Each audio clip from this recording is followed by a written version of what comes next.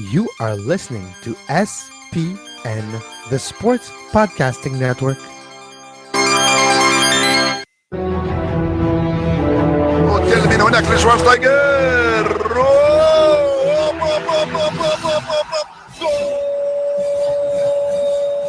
Va a pegarle Ronaldinho Gaucho.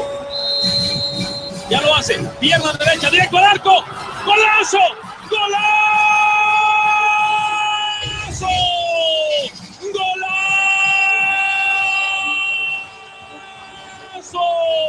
¡Golazo! This is Soccer Today, live on SPN Radio, your new live show about the beautiful game in all its glory, with Duane, Rollins and Kevin Laramee. MLS, EPL, La Liga, Champions League, all is fair game. Powered by the Sports Podcasting Network. Visit us at sportspodcastingnetwork.com. Happy Monday. I know that's not a thing we like to celebrate, but it does mean that we have 5 consecutive days of Soccer Today coming down the pipe for you, starting today a little bit later than usual, but nonetheless, we're ready to give you all the soccer material that you're looking for. And joining us today, along with Kevin Laramee, who's on the line, is Simon Fudge of FIFA.com. How you doing, Simon? How are you guys? Good. Simon, thanks for taking some time today. We're going to have a bit of a grab bag conversation with Simon, talk about some AFCON in a minute, a little bit of Whitecaps, but we're going to start with today's big news in Canadian soccer, and that is the official retirement of Julian de Guzman. He announced his retirement today with the Ottawa Fury. He's going to stay on there with Paul Dalglish as an assistant coach to start his coaching career. Simon, just real quickly, your thoughts on the career that was Julian de Guzman? Well, it's one in which you have to break it up into various categories. Predominantly, what his international career was like, or actually 3 ways: his youth international career, senior international career, and club career. His club career, I think, goes without saying. I think he was probably one of Canada's most successful footballing exports. He ended up playing for a number of big clubs. Got the chance to see him, play in the center midfield for Deportivo La Coruña. Pit his wits against a very star-studded Real Madrid one time. Scored against them, if I remember. Probably at the highest point of his career. So, from that standpoint, I think he had a very successful time of it, especially in Europe. Youth international. I do remember when he qualified Canada for the Under-20 World Cup in 2001 out here in Victoria. I think he had a very good youth international career. But in terms of his senior international career, and this might prove to be a bit controversial, I think in some ways for the amount of his level of commitment and the amount of appearances and effort that he made, or to the program, I think in many ways his senior international career was a disappointment. He just didn't provide based on what was expected of him, and what people thought he could deliver at crucial intervals, particularly in World Cup qualifying, the level of consistency that I think was expected of him.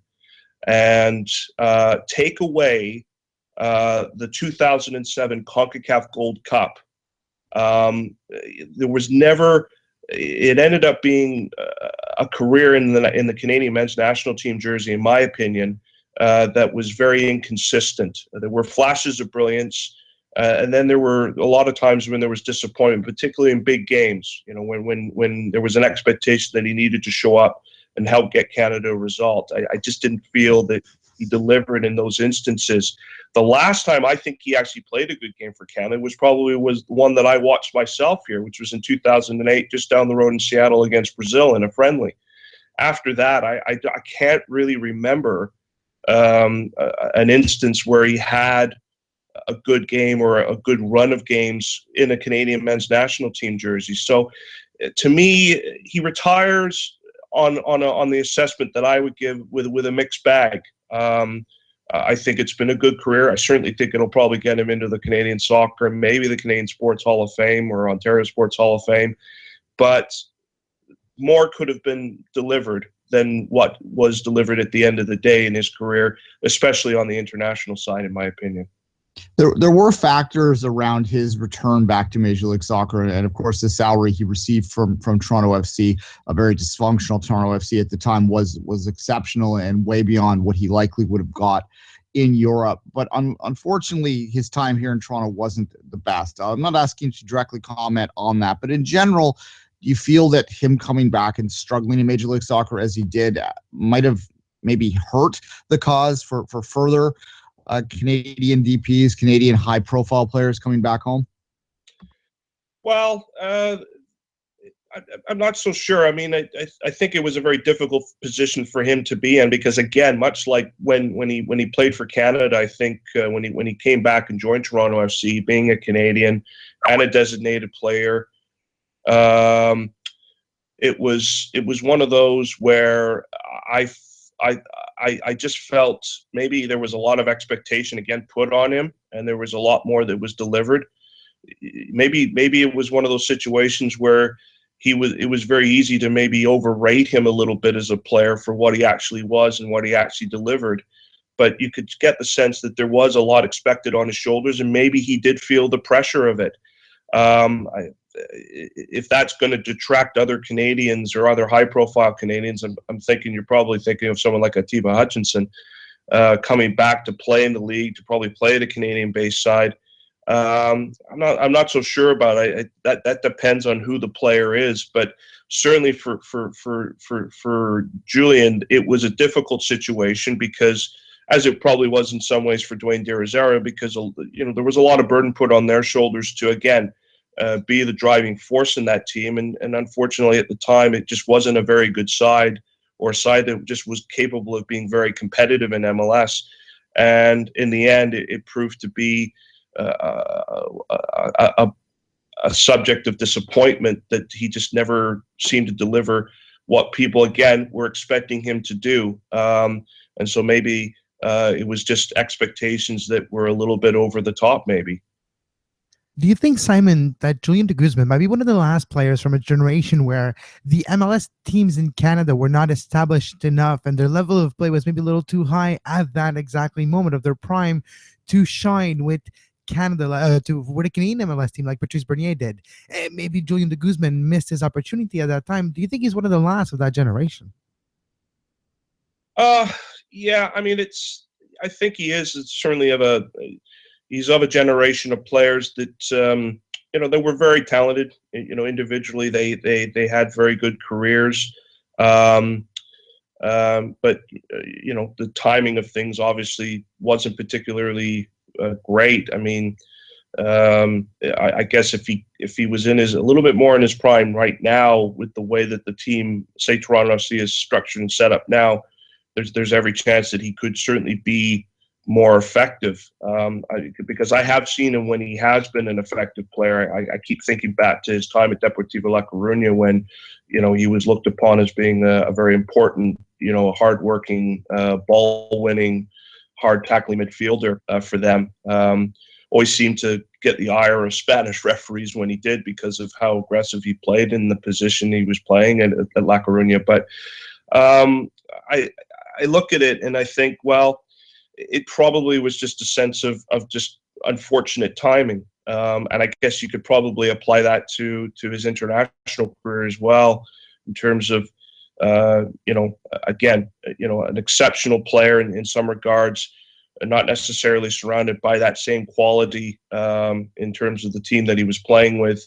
And then at the same time, taking on a lot of the pressure of expectation that he's expected to make a difference and deliver, and in the end, both he and the team that he played for, be it Toronto FC, be it Canada, it just didn't really materialize, unfortunately. And so, as much as you have to, praise him for his commitments and his accolade and what he tried to do, there isn't much of an end product that you can really speak of when you think about his career and what he tried to achieve.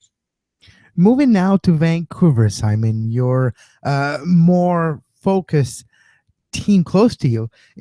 We talked about a tough season last year, and what was the event in the offseason is signing or maybe a hiring or a change. What do you keep in mind when you think about the offseason that is about to Well, with the Whitecaps, I think probably the thing that really stands out for me is how quiet it's been. There were certainly, I think the way certainly last season ended humbled most within the organization and the club. And I think quietly they all went away. Those that obviously were going to be returning for 2017 and, did some soul searching and have been certainly intended to try and put things right. Obviously, the team right now is in its first phase of preseason in Wales. From the sounds of it, the players that have come back are all sounding like they're in much better shape than they were, say, this time last year. So there's a sense of determination and amongst certainly everyone in that current squad to try and put right what didn't go right last season.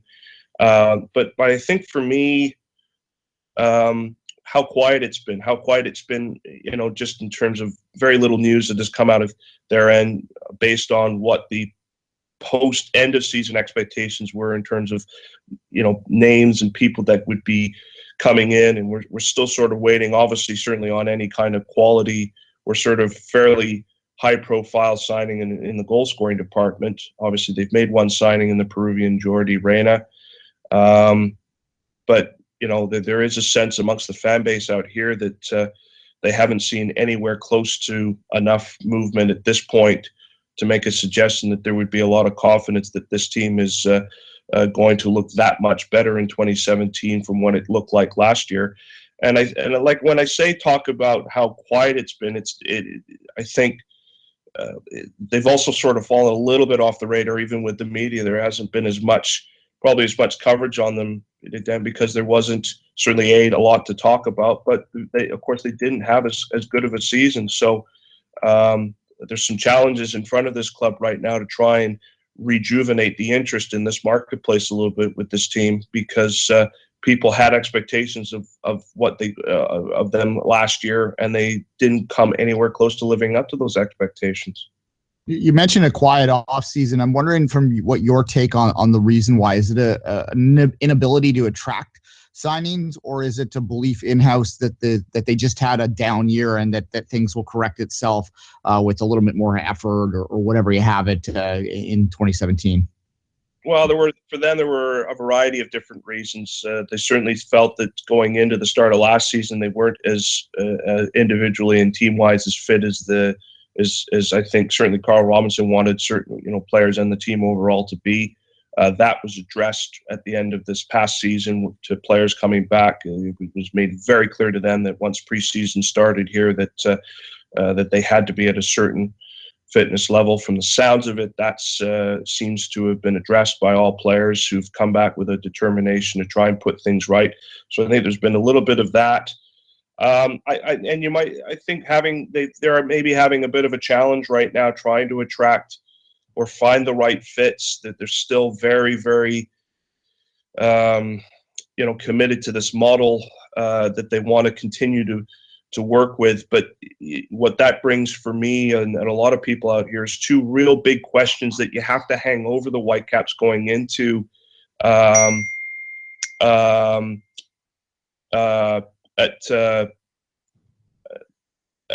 sorry, I just had an interesting alert. Sorry, but anyway, I'll get back to my point. But just those things where the two big things is they talk about, why they don't spend the money and stuff. And I go to your point, Duane, about, has the league moved on in such a way that they have to spend some money at that point? Have they come to that realization? I don't get the sense from a lot of the people who have spoken, whether it's a Carl Robinson or Bob Leonarduzzi, that they feel that they have to be forced down that road as yet, or that that moment of reality has struck yet. They're certainly being put under quite a bit of pressure by the fan base to show some commitment to spend the money, and that is a situation that I just don't think they can ignore as time moves on, particularly particularly if the team continues to struggle as we go into this coming season. They want to stick to that model of trying to bring and develop young players through. The other big question you hang over that, and like I say, I think these are two questions you really want to write down and just keep on the side when you think about the Whitecaps through this year and going forward, is in the model that they're trying to do things, is this team, by its personnel and its structure, set up to do that successfully? Or have they shown themselves to have having a successful track record of achieving what they want to achieve in this model that they're doing it? Yes or no? I think there would be enough out there to suggest that they haven't shown themselves to have been as successful to this point, or they're not proving to be successful. And I think that's where a lot of those questions are raised, particularly on those 2 big points with Vancouver. And I think this makes this particular season coming up a very interesting one, because I'm still a little bit concerned about the club's understanding of the supporter sentiment towards what they're expecting, what the fans want from this club. And they've got to get their head around the kind of pressure that I think that they're under. I get this sense that they're still a little bit oblivious to the kind of pressure that they're under and the kind of expectation that's on them right now, by continuing to go down this road of saying, well, we're still committed to doing what we're doing at this point in time. Simon, there was a changing gears slightly. There was an article that Mark Webber wrote in the Province last week detailing the need for Vancouver to get into the women's side of the game a little more higher level than the Excel program they're currently involved in, specifically to bring an NWSL franchise to that city. I'm wondering, A, whether you've heard anything similar, that there might be movement in that direction, and B, what your thoughts are on the ability of Vancouver to sustain support for a women's club team over the course of a season. Well, I think that's going to be the interesting thing. I certainly think that the interest would be there, but I certainly think any kind of women's team. Certainly, when I worked at the club and they had the W League side, it was fairly well supported. They tried to do some different things with it in the tail end of their sort of W League era, of sort of moving the team around and having them play out in places like Langley, in the Fraser Valley, to try and attract people to come and watch and that sort of thing. I think the interest is there. I think it's going to probably take this coming year to sort of figure out from a market research point of view what would intrigue people to come out and support an NWSL side here. I think the biggest thing would be that team is made up of Canadian talent as predominantly. Probably have quite a bit of young Canadian talent.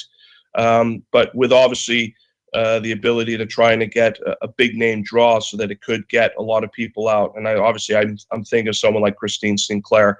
It would have to have those kinds of factors in so it could get a regular draw out and get the interest, particularly amongst, well, I guess not just sort of fans of just women's soccer or the female soccer fan, but all soccer fans as well.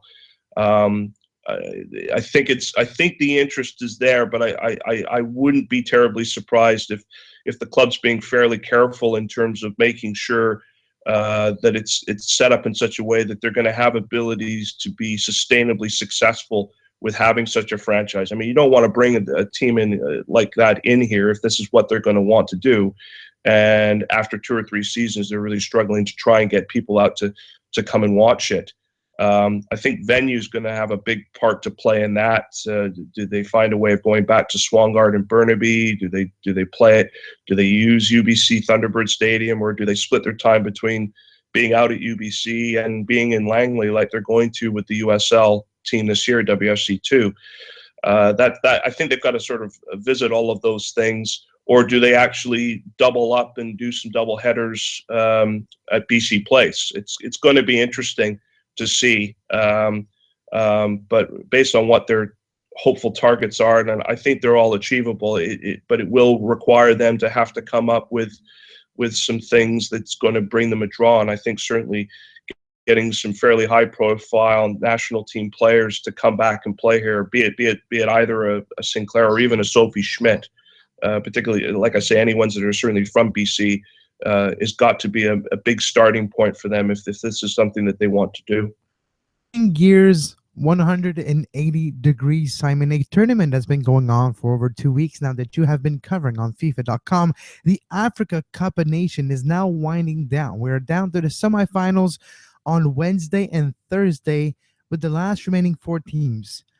Who out of Burkina Faso, Ghana, Cameroon, and Egypt has surprised you the most so far this year? Well, I'll tell you what, it's been a really interesting tournament for me. I kind of lost 2 teams that I was particularly impressed with at the quarterfinal stages. Senegal, particularly, I thought looked very, very strong in the group stage, and brought a fairly strong team to the tournament, and really fancied them. I think I probably, if I was making a bet, I would have put money down at the quarterfinal stage that they would go on and win it. And they just so happened to run into a Cameroon and lose on penalties. For me, Cameroon have turned into being like the Portugal of this past summer in this tournament, of not necessarily showing anything particularly spectacular or impressive, but doing just enough to win. And that could maybe lead them going on to win the title in the end.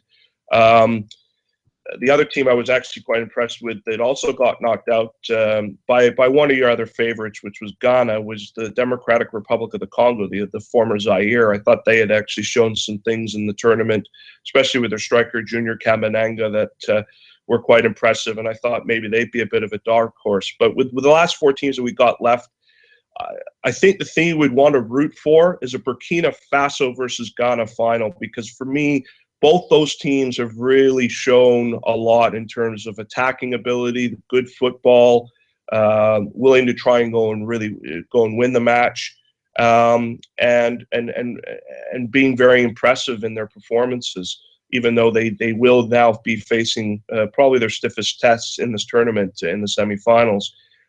But having sort of said that would be the desirable final to have, don't be terribly surprised if Cameroon versus Egypt ends up being the final on Sunday, because, these 2 teams have got a lot of history in this tournament, especially Egypt.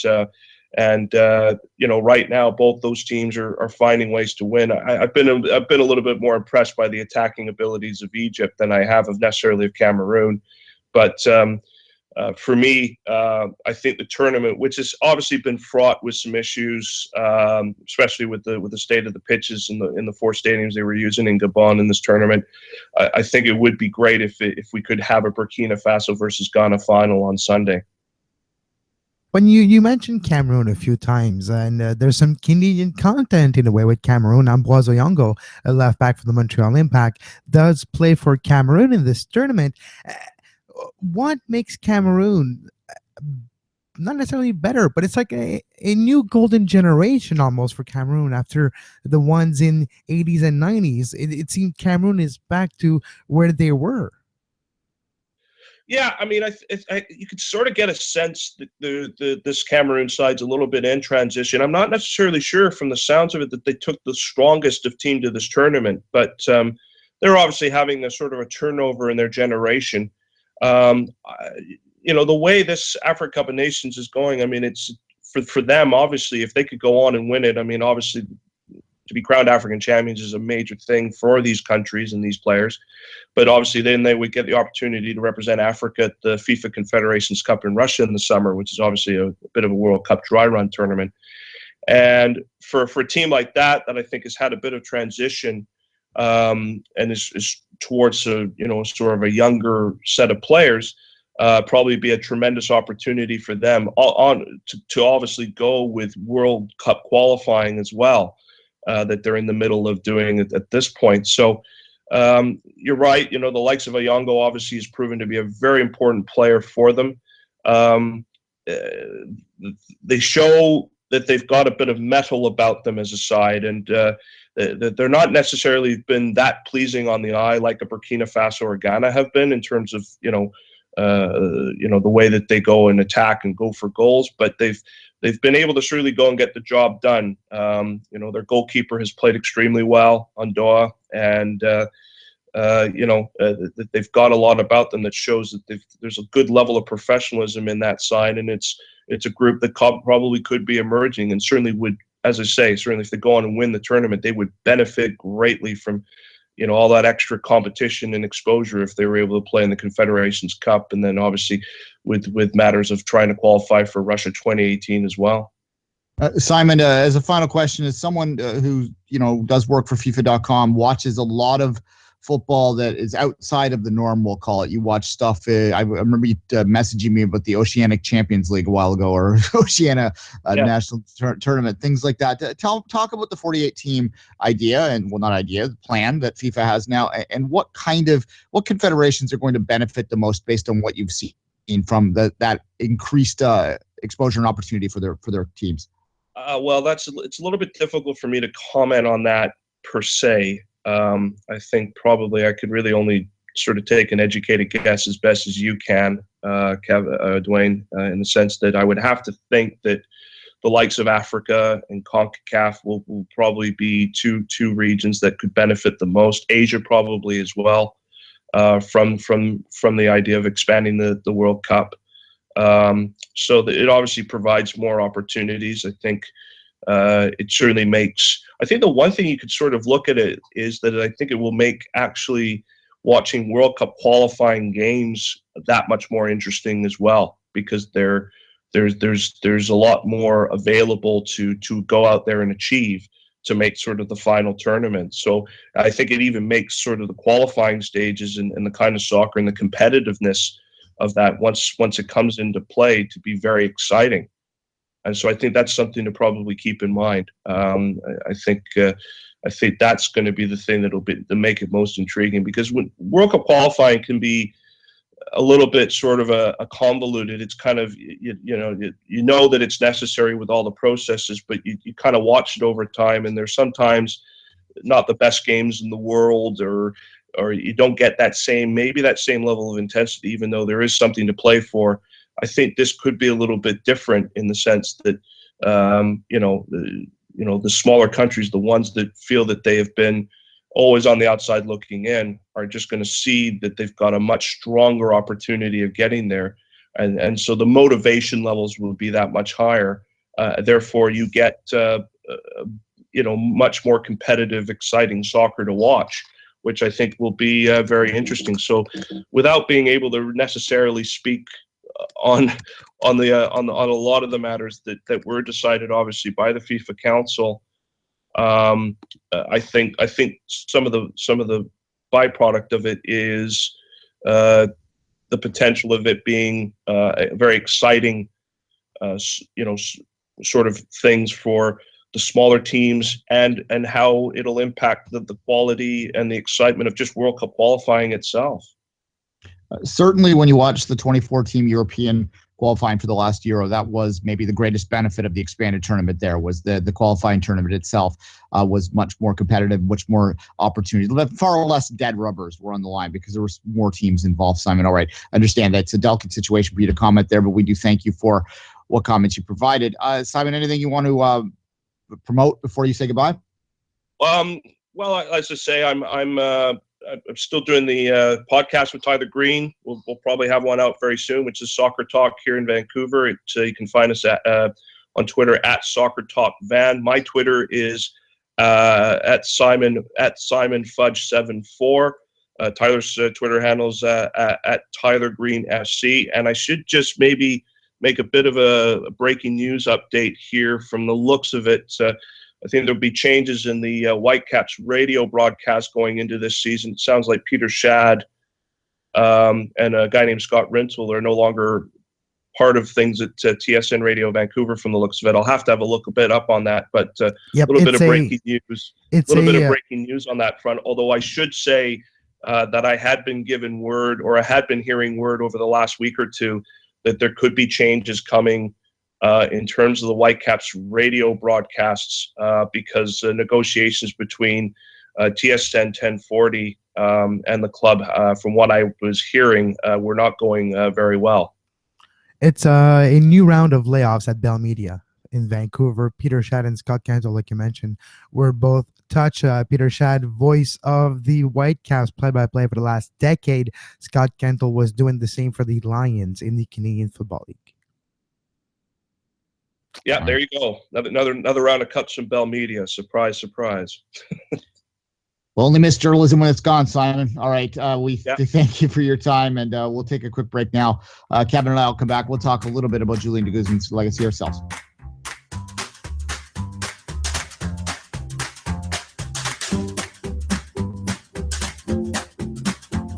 You are listening to Soccer Today, live on SPN Radio.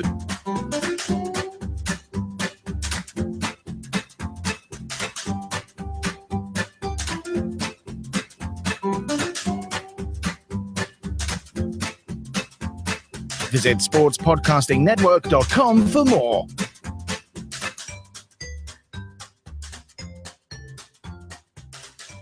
Thanks to Simon. Unfortunate news with the cuts there. No one likes to see that. It's it obviously affects the Whitecaps broadcast a little bit there. It's not a broadcast I ever had the opportunity to hear, but certainly you don't want to see anyone lose their job. And it's bleak times in the world of journalism. Yeah. And This happens way too often, though. Way too often. Well, what I said to Simon was flippant, but it's true. When there's no one out there gatekeeping, and I appreciate we're talking about sports here, but more on the news side of things. When there's no gatekeepers, then the animals run loose. It applies right now to a lot different than just sports in this world. Let's not just exactly soccer, Duane. Let's talk about soccer.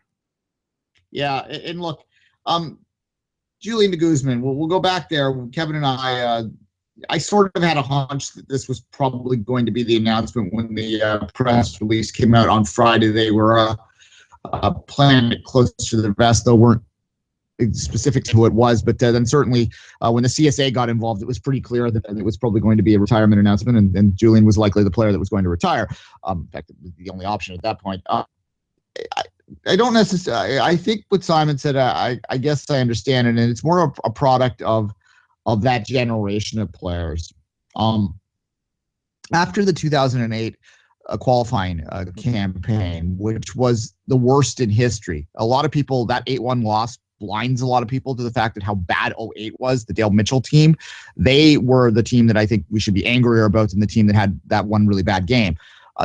Julian, of course, was in the pinnacle of his career at that point, and that's where a lot of the disappointment comes in terms of his international play, and Duane de Rosario as well, maybe a little older, but nonetheless, both of those players at the peak of their powers. That team should have went to the Hex, absolutely, and instead they got 2 points, 2 lousy points in the semifinal stage, and that's where the disappointment lays. I labeled them at the time. I called them on It's Called Football. In the early days, I called them the selfish generation because there was just so much infighting. There's talk at the time about how players, and it was specifically mentioned the Canadian players, that the Toronto players, the Toronto-based players that stood up and basically rebelled against the door. All kinds of rumors out there that we've talked about a lot in the past, and Julian was part of that. But he really did change his tune in the latter part of his career, and has led me to respect him a great deal for how he became a statesman. The Canadian national team, how he stuck around, probably knowing that he was unlikely to go to a World Cup, even if Canada were to somehow qualify it. He still ended up showing up. He still ended up playing a big leadership role, and I suspect you'll see him around the Canadian national team again sometime soon, Kevin. Yeah, no, exactly. Now an assistant to Paul Dalglish with the Audio Fury in their inaugural season in the USL this year. What stands out in my mind when I think about Julian de Guzman? You mentioned, yes, there's the 8-1, there's that run, but it's more last year and the year before, where whenever he was called up to serve a type of mentorship role, he was gladly do so, even when it cost him some valuable playing time in the playoffs for the Ottawa Fury. He chose a country, and that means a lot too, where he wanted to pass that knowledge and to maybe continue to give to the national team, where it wasn't maybe the case with other players. So I remember that from Julian de Guzman too. Yeah, well, no, certainly, and I think it bears repeating right now that he went to play for Canada during the Soccer Bowl final.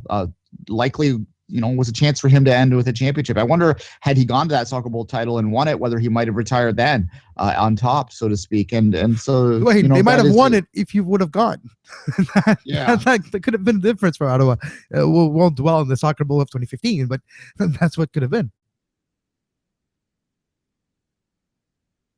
Yeah, and it's unfortunate that he wasn't an opportunity to choose both. That would have been the fairer thing, but unfortunately, that's just not how it worked out. But he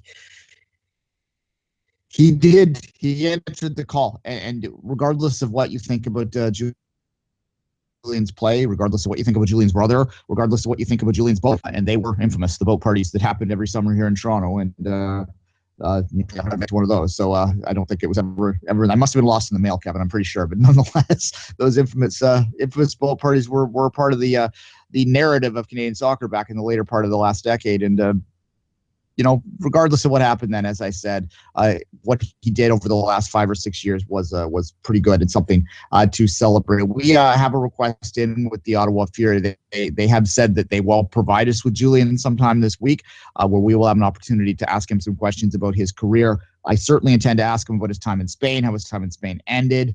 I would want to really have him revisit that now and his time at TFC as well, and to get him to give some perspective on that now that it's passed and he's done. Certainly what Ottawa meant to at the end will be a big part of that conversation too. So if you have any questions for Julian, let us know on our social media platforms, and we'll try and get to a few of them in our interview. Don't yet, but they did say that they would look to give him to us sometime this week, Kevin. Exactly. So stay tuned to Soccer Today this week, because we have a few interviews that we're working that are something special that I'm working on, that I've been talking about a few weeks now, that I'm trying to work with this show. I'm not going to reveal more at this moment, but something that is getting me really excited. So Duane, let's move on to what happened last weekend. It was the FA Cup, the fourth round, leading into the fifth round. And I have to talk about this because, well, it's kind of a Cinderella story. It's not kind of. It is a Cinderella story. Sutton United of the National Conference, the 5th division, are now in the 5th round of the FA Cup. They're going to host Arsenal on Gander Green Lane, on that god-awful plastic pitch. And that will be quite a matchup. Yeah, it's the dream. I imagine the players were probably upset that they didn't get to go to Arsenal, because that would have been a better experience for them. But well, nonetheless, they could maybe sell the hosting right. The draw just made last night, so maybe they could sell. And just to tell you how important it is, the amount of money that they will make by just being to the 5th round is enough to make a lot of renovation that are more than necessary to Gander Green Lane on the social media of Sutton United, which you can follow easily at Sutton United. It was showing the used locker room where they were showing weather effect, where it was raining and it was buckets and filled with water like in the training, so to make sure they collect the water. It needs renovation. It needs investment. And that's the beauty of having a team from the National Conference making it to the 5th round, getting that few £100,000 that will go a long way for that club. Yeah, no, this is this is the magic of the Cup. Of course, Lincoln City also involved still late into this run as well, adding to the non-league factor. It's the first time that 2 non-league teams, and if you're new to the sport and don't know what that term means, it means teams that are below the 4th tier. 2 non-league teams are playing in the 5th round of the FA Cup for the first time in the not even in the modern history. I'd call it in like the history of it. Like, it happened before the formation of the Football League. Yeah. Right. So we're talking like 1893 or some damn thing.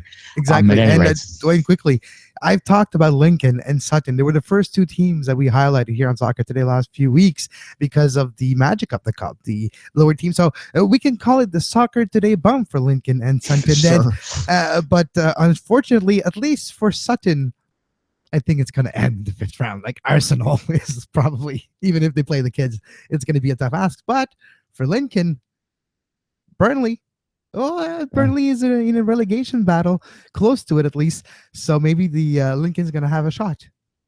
I don't think so, but maybe. Burnley might be upset that they have best draw, that they're going to advance to quarterfinal likely. That is interesting of the draw, and I have it in front of me here. The odds, I believe, were something like, well, the betting odds were 40-1. The actual odds were higher than that. No Premier League teams drawn against each other in the round of 16 for the FA Cup. That's a weird anomaly here, which likely means for every matchup to have a true like scalp on the line in this next round. Yeah. Unfortunately, what it probably means is the quarterfinals are going to be almost entirely Premier League. That's why I was laughing. It was like, magic of the Cup, that's going to finish drastically after the 5th round. Yeah, exactly. Real quick on the matchups, Fulham Spurs, London derby there to launch it off there. Good for Fulham to get back up into something like this, to have the opportunity to maybe get out there and fill Craven Cottage again. Millwall against the Leicester winner. Who are they playing? It's Leicester or Derby County. The replay is going to be next Derby, week. yes. So it's a derby in Leicester, and the winner will play in Millwall at Millwall. Exactly. Sutton United, Arsenal, we've talked about there. Wolves, Chelsea, Middlesbrough, Oxford. That's another big stretch one there. Burnley, Lincoln City, we mentioned Blackburn and United and Huddersfield against Manchester City. Thank God there wasn't a Manchester City derby. Sorry, City derby. Manchester derby draw into that. That's always my fear in these things. Yeah, Blackburn won the Black Derby. Yeah, Blackburn won the Black Derby last weekend. They beat Blackpool in the 4th round. But I just want to stress once again how Lincoln City, Sutton United, those runs, like it's the first time in history that 2 clubs of non-league clubs make it to the 5th round. It's like, I think it's the 4th time in history a non-league club period makes it to the 5th round. Even 4th round is type of rare. Those clubs have been battling since the early fall, late summer last year to get themselves in a position where they will earn multiple £100,000. I think it's close to £200,000 at this level or something. And that for them, Duane, is a godsend. For Lincoln City, a Sutton United that has difficulty just making ends meet. Their coach is actually paying them, sponsoring the team. That's why he's the manager, Paul Doswell, because of his investment company in the city of Wimbledon. So Sutton United, the neighbors of AFC Wimbledon, they eliminated AFC Wimbledon in the 3rd round to make it to the 4th round. And now Sutton United will have a matchup with Arsenal. I know it sounds like I'm excited, Duane, but that's because I am excited. I have a new favorite non-league team. Go Use. There you go. Lost this one, as I said. Hopefully there'll be at least one upset in the next round to make this a little bit interesting, but I have a suspicion that we might have 4 all Premier League matchups, depending on what Leicester does, because I could see them losing to Derby, but depending on that, we'll see what happens here. Hopefully that happens. No offense to Leicester, but have at least one non-Premier League matchup, so that we know that there'll be one non-Premier League team in the quarterfinals, so the neutrals can have some underdog to root for. Anything further for Sutton or Lincoln right now would be a phenomenal situation. It's unlikely to happen. What do you think that would be truly magical at that point? No, exactly, Duane. I do wonder. Oh, go ahead. Yeah. All right. Sorry, I do wonder how Arsenal approaches a game like that at this stage, because they can't afford any slip up, do they? But then again, the amount of paranoia that they have for turf in the UK is going to be fascinating to watch, whether they quote unquote expose their players to it. Now, Kevin and I, it has already started, Duane. So we're not going to go into that now. If you want to listen to our archive. Yeah, sorry, the connection is a little weak, so that's why me and Duane are talking over each other right now. But Duane, you're talking about the paranoia over the plastic pitch. It already has started. Just Google Arsenal Sutton United, and the first thing that you'll see is people on social media saying, "Oh, knee injuries galore! It's gonna be a carnage at Gander Green Lane. We will see ACLs and MCLs on that pitch." Yeah, I don't think so, but it's interesting how the Arsenal as a contender for the Premier League. Yeah, they're far away, but they're still close enough that you can talk about being a contender. Do you play like literally academy kids or close to it and have just a few veterans on the team? You don't want to risk in Sanchez and Ozil to get an injury at that training. I was going to say training ground at that Gander Green Lane pitch. Yeah, I mean, we are in the alternative facts world right now, right? So whether or not there's any peer-reviewed, research out there that suggests that your knees are more a danger playing on that turf, which there isn't, for the record. And if you want to go through my Twitter feed in the past, you can just search for me and find lots of research that will prove to you that there is no increase. However, people are going to believe what they believe. Perception is reality when it comes to this stuff, so that will be the talking point forever. All right, Kevin, we are having a bit of a hiccup on our connection right now, and we do have a show in less than 12 hours. So, so how about we keep everything that we had left, which is not a lot, for tomorrow. We'll talk about Joey Saputo's comments today for maybe renovations possible and a lot of new signings. We'll talk about tomorrow, Duane. One thing, too. Tomorrow, it's January 31st, Duane, and it is going to be the deadline tomorrow night for MLS expansion bids. So that will be interesting tomorrow, too.